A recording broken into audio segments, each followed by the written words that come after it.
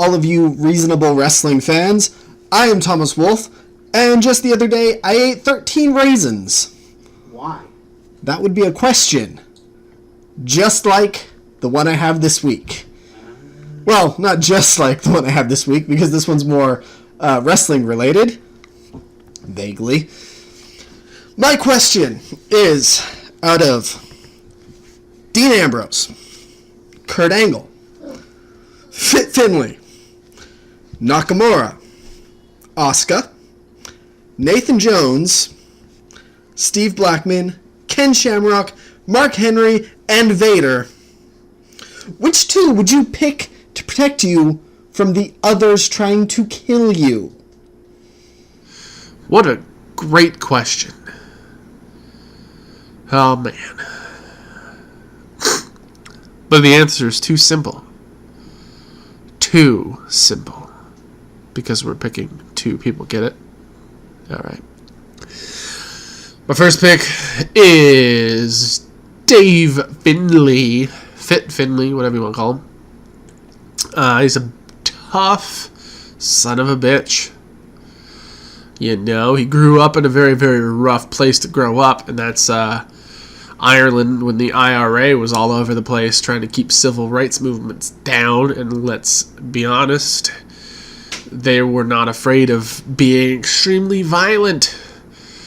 So adapting and defending himself at a young age was something he had to learn. And then, his wrestling acumen speaks for itself. Wrestled for years and years and years, and excelled in a lot of very violent and street fighty situations. So I felt like he was a good choice to defend me in a fighty and street fighty situation, especially if he has a shillelagh available to him. On the other hand is Steve Blackman,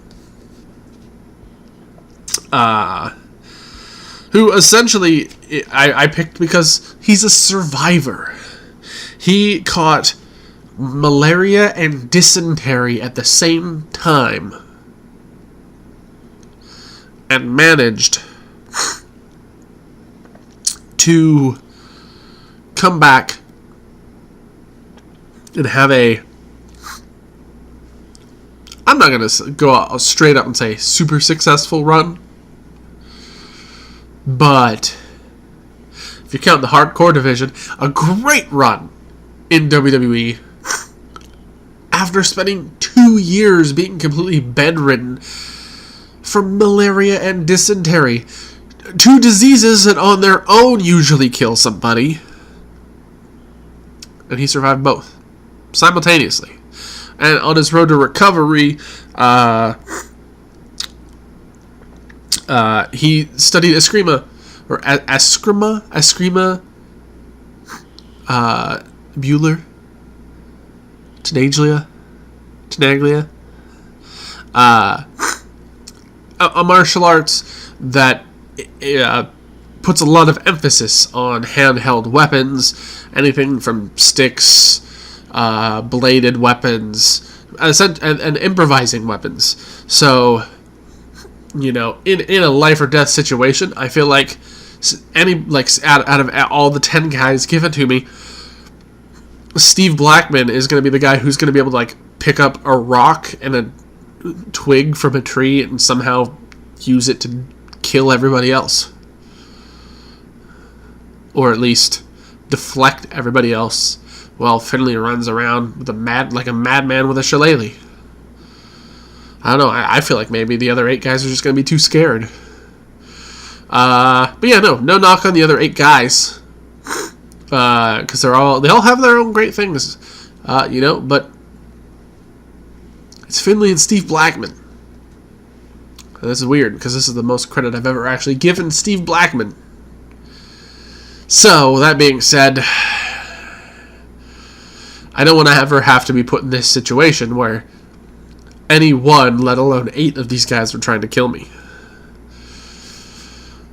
I'm getting stressed out just thinking about it. So I'm going to stop thinking about it. Alright, so thinking of this in a situation of a real life, fight to the death, or, picking someone that's actually going to protect me, I wanted people that had, real life experiences, whether it's to survive or just real ability. And so here's who I went with. First off, I went with Dean Ambrose. Grew up in a terrible part of Cincinnati, literally, some days having to fight just to survive. Not only that, but having, if he didn't want to fight, he needed to be resourceful and find a way around it. And it was just, waking up in a constant struggle for your life and your, just your well-being. That's something that sticks with you for a long time. Whether we're going with the current Dean Ambrose or whether we're going with, crazy Jon Moxley. Despite which version we're going with here, Dean Ambrose has literally had to fight for his life on a regular basis, and having to really adjust to different types of situations where he's actually having to fight against other people. Now you pair that with the fact that he's willing to put his body on the line in some crazy shit. He's done death matches. He's done, he's been in CZW. He's done some ridiculous shit just to get paid. So then you pair that with the fact that he is super loyal. He's always been touted, by whether it's his wife Renee Young or his friends Seth Rollins and Roman Reigns, that he is a very loyal person.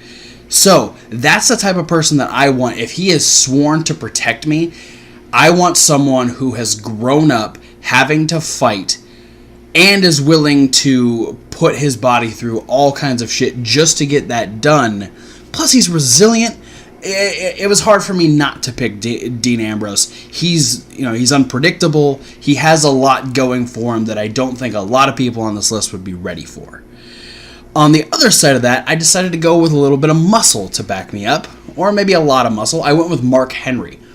Now, he's literally the strongest on this list. He has many accolades to prove that, some of which still haven't been beaten. And on top of that, a lot of people say, oh, well, he's the biggest also. So he's not necessarily the biggest. I guess Vader would be the biggest, but Mark Henry is one of the biggest, so he'd be the slowest. But an actual quote about Olympic weightlifting is considered more sophisticated, involving more agility, timing, flexibility, and technique. So, on top of being big, the strongest, he literally has to have these reflexes in order to do these feats of strength that he is doing. On top of that, he has flipped cars, he's bent frying pans, he has pulled semi-trucks. Imagine what he could do in a life or death situation to a human body. This guy he could probably break many, many bones in any of these situations, whether he's going against Steve Blackman or whether he's going against someone like Shinsuke Nakamura. It doesn't matter. If you get grabbed by the world's strongest man, yes, he is called that for a reason, he will probably break you in many, many ways. Plus, he's very, very dedicated. He appreciates life. He's just, it would be hard to get past the strength and ability that Mark Henry has. So my ultimate kind of goal here is that you've got Dean Ambrose, who, if I'm holed down in like a warehouse or like a bunker or something like that, you got Dean Ambrose running the perimeter, being able to use traps and all kinds of weapons and shit to fight people off. And if they get past Dean Ambrose, they then have to deal with the strength and power and quickness of Mark Henry. So that is my choice for protectors. I'm going Dean Ambrose, Mark Henry. Let's go to Thomas Wolfe and get the verdict of this week's Question of the Week. All right. Special guest Macho Man Randy Savage, back from the dead. Oh wait, no, I brought him back from the past. Spoiler alert. Sorry, Mr. Man. Apparently he's a really big fan of Candice LeRae. Tougher than you. Duh. Anyway, as we discussed in between deliberation. These wrestlers are in their prime, and we're doing a pseudo kayfabe type thing with this. So obviously, take real life toughness into consideration, but take stuff they showed in ring into consideration as well. All right. So with that in mind, I think out of these two teams, I am going to have to go with Finlay and Blackman as the best two suited to protect you. And my logic is that while Blackman and Ambrose are both the sort of weapon specialists of the teams, Blackman is more trained and disciplined.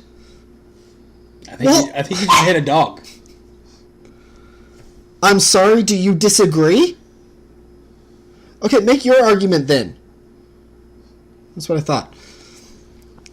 Blackman's more trained and focused, so he's going to be able to utilize the deadly weapons better. Whereas Finlay also fits the do-anything role that Dean Ambrose would fit for the other team. And once you bring weapons into play, it would negate Mark Henry's strength advantage, especially against an opponent like Blackman, who would have the weapons and the agility to circumvent any thing that Mark Henry's special training allows him to do. So with that said, who's it go to?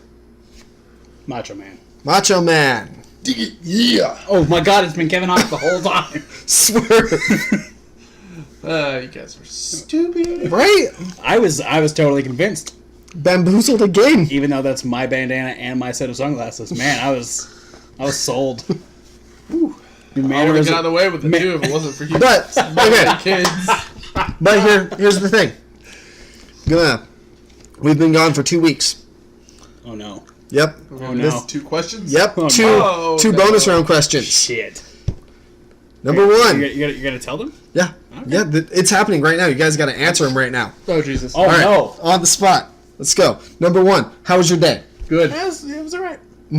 Good's better than all right. Number two. How do you feel about these bonus questions? Elaborate also. No. I'm a little caught off guard, but I could get used to them. I think they're right. Stunned by how great they are. Ooh. You know what? I was a little bit pandery, so I'm going over here. Still, Kevin Hawk. You won win 2 out of 3. Yeah, you win 2 out of 3, so you still win for these past 3 weeks. Okay, good. That's how it counts. So we're gonna have to tally the scores. He's winning by a mile at this point. I've only won once. So 2-1 Yeah, in official questions. technically 4-1. yeah. No, I am counting the 4-1 as official. Oh, okay. Yeah, that is official canon. I think we just need to end this video now because I'm losing. So. Yeah, so tune in next week for another massive question of the week. That's your little nugget. That's your question nugget. It's a massive nugget. It's a dino nugget. It's a mass of nuggets.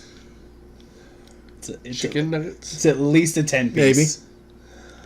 It's at least a 10 piece. I'll take that with honey mustard.